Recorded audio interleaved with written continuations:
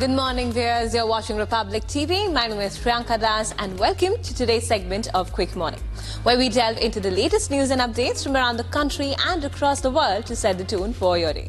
From tracking West Bengal Midnapur story to PM Modi participating in the 150th Foundation Day of IMD. Stay tuned as Republic TV brings you the ground realities of these developments. But that's not all. We'll also be bringing you the latest updates from the realms of business, sports and entertainment in our jam-packed lineup for this morning. So let's kickstart today's mega news day here on Republic, as always with the nation first this quick morning.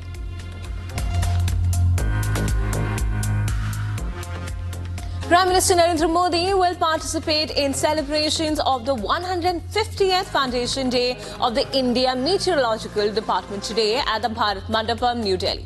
He will launch Mission Mosam with the goal of making our country a weather-ready and climate-smart nation. The mission aims to achieve this by developing cutting-edge weather surveillance technologies and systems. It will also provide air quality data that will help strategize weather management and intervention in the long run.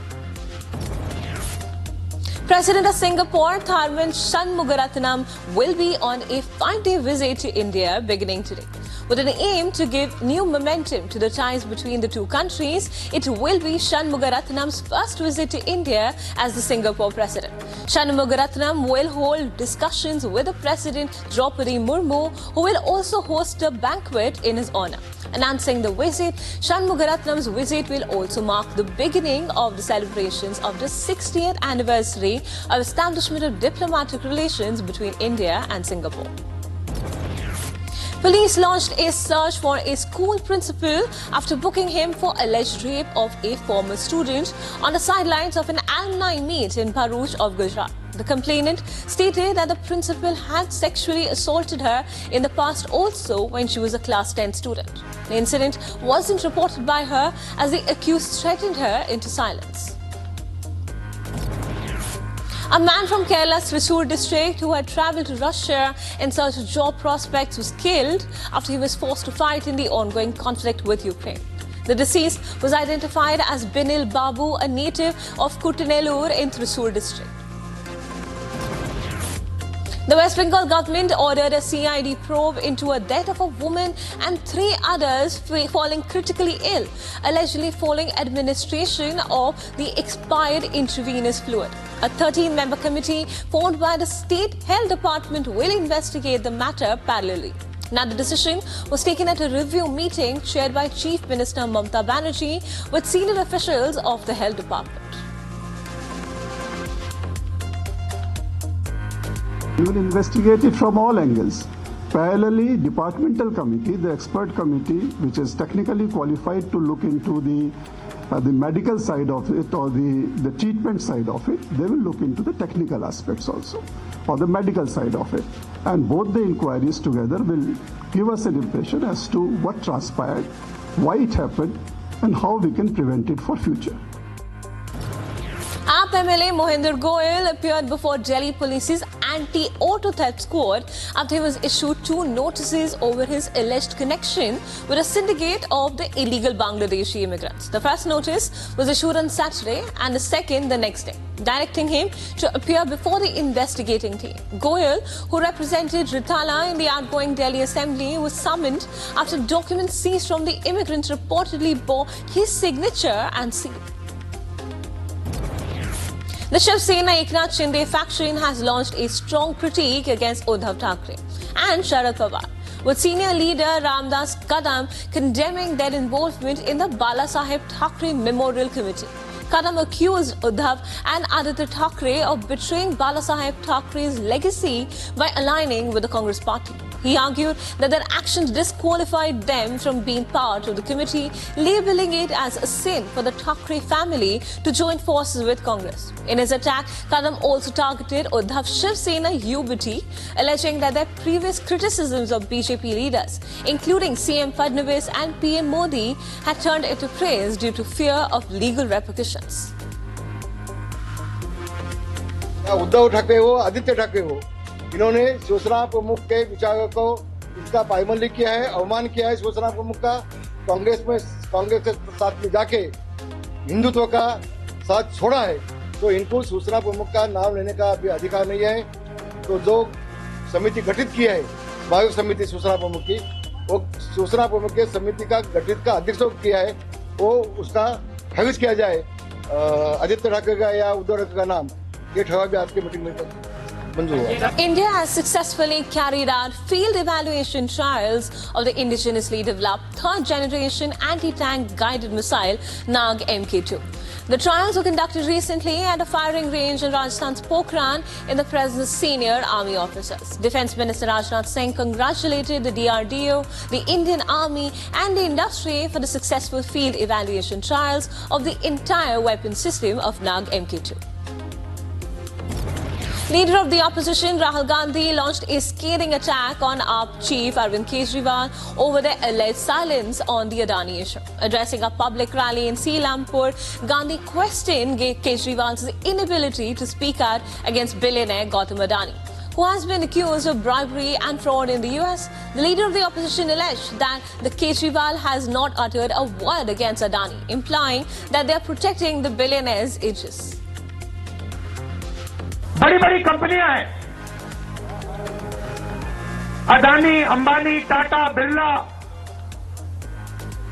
500 सबसे बड़ी कंपनियों की list निकालो और आपको दिखेगा कि मालिकों में आपको एक आदिवासी, एक दलित, एक पिछड़ा, एक माइनॉरिटी का व्यक्ति नहीं मिल सकता। मैनेजमेंट टीम के नाम निकालो, आपको एक पिछड़ा वर्ग का व्यक्ति नहीं मिलेगा, एक दलित नहीं मिलेगा, एक आदिवासी नहीं मिलेगा। ये हिंदुस्तान की सच्चाई है। Viewers, tracking the top business stories for the day, we bring you the latest updates on India's economic landscape. From the Indian stock market's crash to the rupee hitting an all-time low of 86.31 against the US dollar. Stay tuned as we delve into the key highlights shaping the business world today. India's retail inflation is to a 4-month low of 5.22% in December, as compared to 5.48% in November. Now, the decline in inflation was largely driven by a moderation in the food prices, which provided some relief to consumers. Now, despite the dip, December marked the 4th consecutive month of inflation remaining above 5%. Food inflation in particular dropped below 9% for the first time in 4 months, contributing to the overall decline. The Indian stock markets faced a steep decline on January 13th, with the BSE Sensex crushing 1,001.95 points and the NSE Nifty slipping 343 points. Every sectoral index on the Nifty ended in the negative territory, with Nifty Realty emerging as the worst performer, followed by media, auto and pharma. Among Sensex constituents, Zomato, Power Grid, Adani Ports, Tata Steel, NTPC and Tata Motors led the declines. For the Nifty, Adani Enterprises, Trent, BPCL, BEL and Power Grid were the top laggards. IT giant HCL Technologies' net profit rose 5.5% to Rs 4,591 crore, while revenue increased 5.1% to Rs 29,890 crore.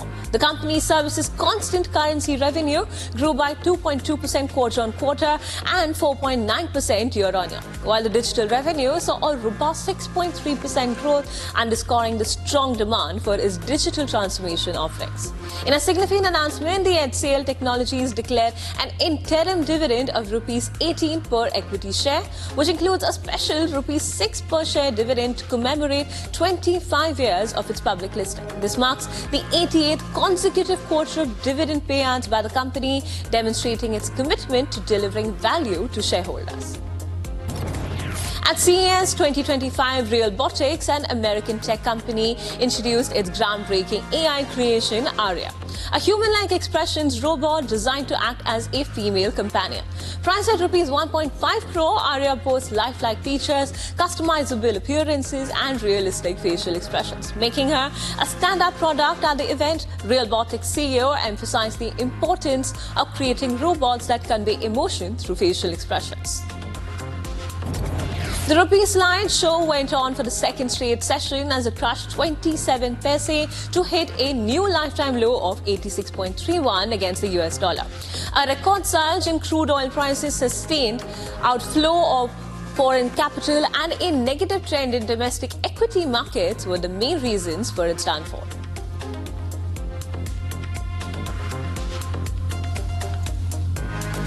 Moving on to an international segment where we're tracking the ground pulse of some of the biggest global headlines. Today, we delve into the significant developments from around the world, from Biden touting his foreign policy successes to about 100 miners being found dead after being trapped in mine underground in South Africa. Stay tuned as we unravel the latest updates shaping the global landscape. Within minutes of his swearing-in ceremony, new Missouri Governor Mike Kiko unleashed a volley of orders targeting crime. He issued orders aimed at capturing dangerous fugitives, boosting pay for veteran state law enforcement officers, and training them to assist the federal immigration authorities. He also ordered immigration status data to be collected on people facing criminal charges. As in some states like Missouri, where anti-crime measures are intertwined, he vowed to take relentless efforts in securing safety for the Missourians. Securing Missouri's future begins with public safety. Too many Missourians don't feel safe, and too many Missourians aren't safe. When people are afraid for their lives and their family, they cannot be productive, and they will not prosper. Later today, as my first official act as day one as governor, I will take our first steps in securing safety for Missourians. Fires tearing through the Los Angeles area have killed at least 24 people, displaced thousands of others, and destroyed more than 12,000 structures. Footage from Altadena showed the charred remnants of homes and cars. The Palisades fire along the coast has been blamed for 8 deaths, while the Eton fire further inland has been blamed for 16 others. US President Joe Biden said that the Israel-Hamas hostage and ceasefire talks are on the brink of finally coming to fruition. His comments came as he delivered his final foreign policy speech as president. While condemning the war, he said that both the countries deserved peace and security. More than 15 months after the Hamas-led attack that prompted the war, around 98 hostages remain in Gaza. The war between Israel and Hamas, we're on the brink of a proposal that I laid out in detail months ago, finally coming to fruition. I have learned many years of public service to never, ever give up. So I spoke to Prime Minister Vizsla yesterday. I spoke to Emir Qatar today. I look forward to speaking with President Sisi soon. In the final foreign policy address of his administration, President Joe Biden touted his foreign policy accomplishments and said that he was leaving Donald Trump with a very strong hand to play. He said that while US continues to deal with Ukraine and the Middle East, it was also important to keep up the pressure on the Houthis, who are attacking ships, launching missiles at Israel, and firing at American forces. The president also spent a significant amount of time defending his decision to withdraw US troops from Afghanistan. Now, make no mistake, there are serious challenges the United States must continue to deal with.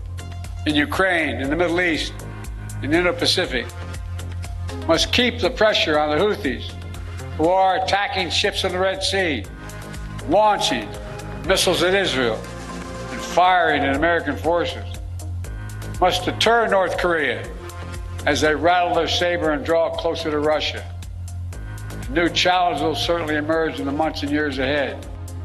At least 100 men who were mining illegally in an abandoned gold mine in South Africa have died after being trapped deep underground for months. They were suspected to have died of starvation or dehydration when rescuers were racing against time to take them up. Illegal mining is common in parts of South Africa where companies close down mines that are no longer profitable, leaving groups to illegally enter them to try and find the leftover deposits. The video surfaced showed piles of dead bodies wrapped in plastic lying in darkened tunnels underground.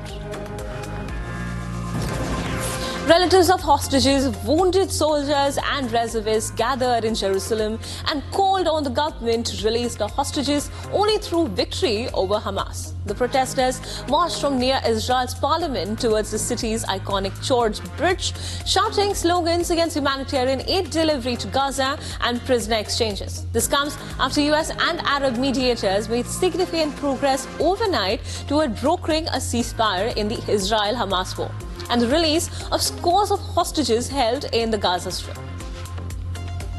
The protest here is about wanting to get all of the hostages at once, not in batches, because we don't believe that Hamas will ever really release all of them. And it doesn't make sense for us to have to be in a position of being in a selection, like in the Holocaust. Peru's President Dina Boluarte appeared before the Attorney General's office for questioning in an investigation for allegedly failing to inform the ministerial cabinet and parliament about her whereabouts. She had a temporary impediment to exercise the presidency for 11 days after secretly having a nose job. She said that the surgery was essential as she needed for respiratory functionality without giving details of the operation. This has been the 6th investigation against Boluarte since she took power in December 2022. Sri Lankan President Anura Kumara Dissanayake will leave for China today on a 3-day visit at the invitation of President Xi Jinping. This will be his second overseas visit since assuming office in September last year. During the visit, Dissanayake will hold bilateral talks with President Xi on a range of areas of mutual interest and will also meet Chinese Premier Li Qiang during his visit. The two countries will sign 7 MOUs covering agriculture, tourism, education and technology. Sri Lanka would also seek Chinese assistance to complete the Central Expressway, which has been stalled for over a decade.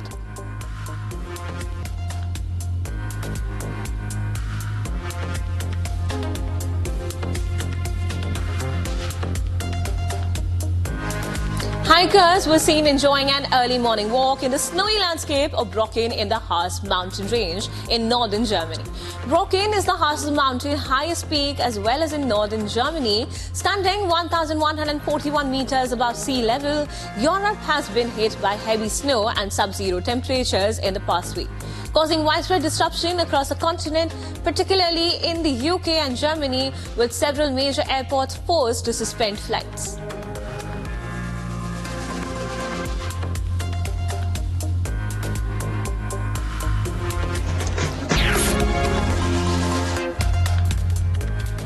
All right, viewers, it's time to dive into the world of sports with our segment dedicated to all the action-packed highlights and exciting matchups. Today, we bring you the latest updates from the IPL 2025, where Punjab Kings officially appointed Shreyas Iyer as their skipper for the upcoming edition of the IPL. Stay tuned as we unravel the story and keep listening to all the buzz right here on our sports segment.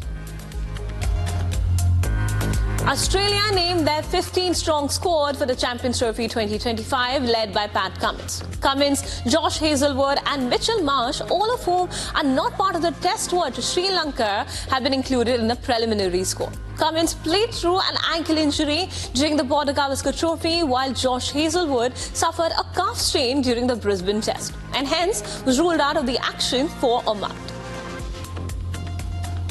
Punjab Kings officially appointed Shreyas Iyer as their skipper for the upcoming edition of the Indian Premier League.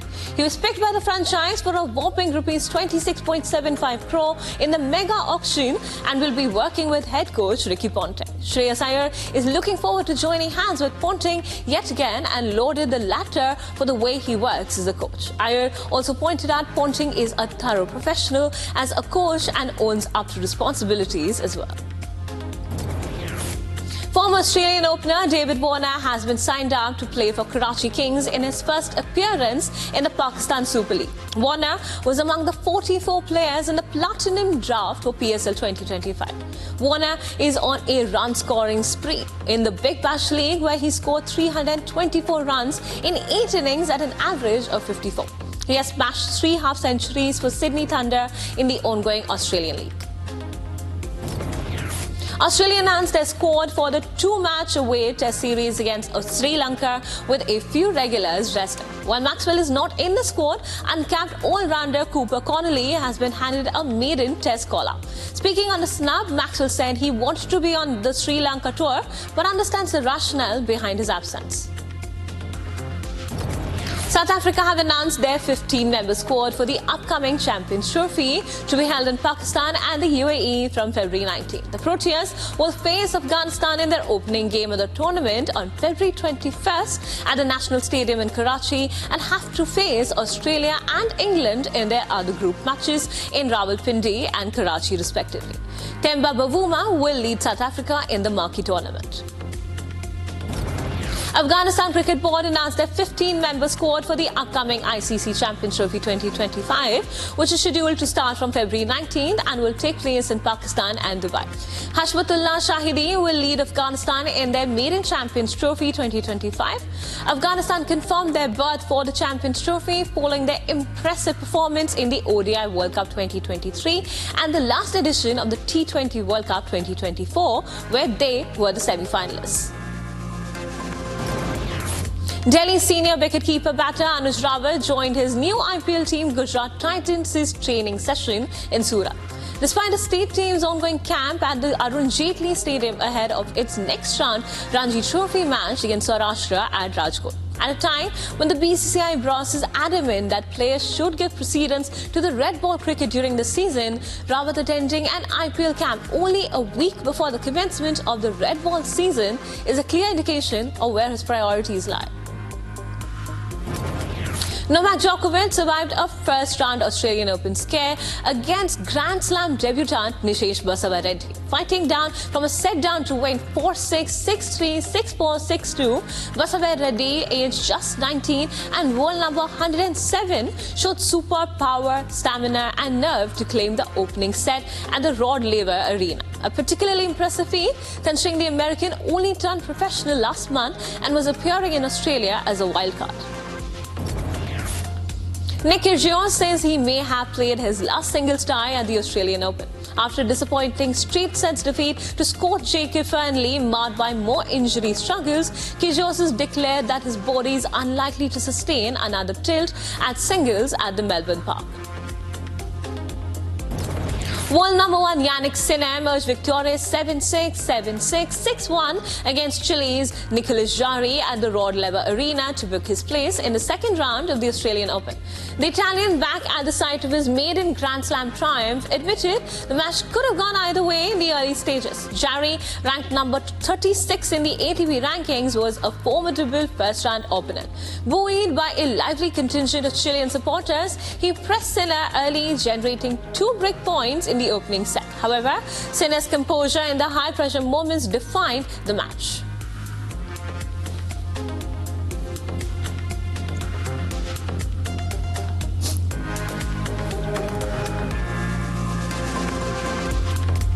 Tracking the buzz, it's time to dive into the world of entertainment. Today, we bring you highlights from the Oscar nominations which have been postponed due to the devastating wildfires in LA. This and more as we unravel the latest updates from the world of entertainment industry this morning. The Oscar nominations have been pushed back almost a week from their original date amid the ongoing California wildfires. With growing losses by the devastating wildfires, nominations will now be announced on January 23rd. There are warnings of more strong winds for Southern California that can fuel devastating wildfires still burning in and around Los Angeles. Timothée Chalamet will return to Saturday Night Live for his third stint as a host. The show will return in the middle of February to celebrate its anniversary over the weekend. Comedian Dave Chappelle will host a sketch show on January 18th, while musical guest Gloria and Chalamet will be the host and musical guest on January 25th. Sam Moore, voice of 1960s duo Sam and Dave, that was known for hits like Soul Man, died at 89. He died due to complications while recovering from a surgery. Moore, who influenced musicians including Michael Jackson, Al Green and Bruce Springsteen, was inducted with Dre Prater in the Rock and Hall of Fame in 1992. In 2017, he was among the few entertainers who performed for Republican President Donald Trump's inaugural festivities.